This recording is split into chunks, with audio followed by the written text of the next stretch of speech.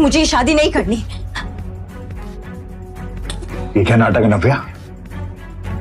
तुम्हारे बेटे को तुम देखना चाहती हो या नहीं? अब मैं आपसे बिल्कुल नहीं डरने वाली पापा, और मेरे बेटे को कोई छू भी नहीं सकता। आरव जल्दी आओ।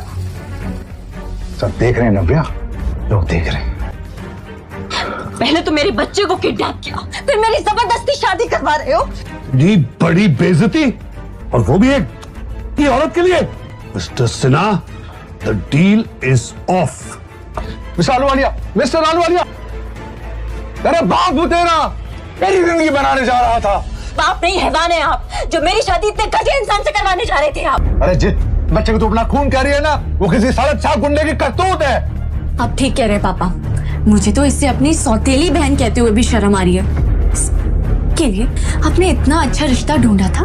और तेरा बच्चा मेरे हाथों से बचोगी नहीं। अगर किसी ने उस बच्चे को हाथ भी लगाया तो मुझसे बुरा कोई नहीं होगा।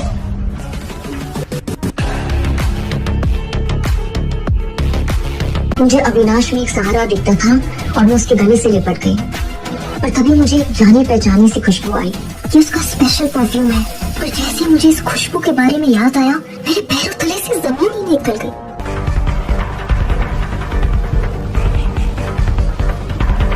नव्या, क्या तुम मुझसे शादी करोगी अभी इसी वक्त? क्या इससे पहले कि अविनाश के सवाल का जवाब देती, उसकी आंख खुली और उसने अपने आप को हॉस्पिटल में पाया।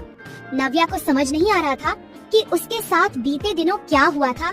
उसे कुछ अच्छे से याद नहीं आ रहा था। झट से उठकर बैठ गई और आवाज लगाई, आरव। पर उसने देखा कि उसके पास आरव नहीं था, उसके सामने शेखर मौजूद था। आरव कहाँ है?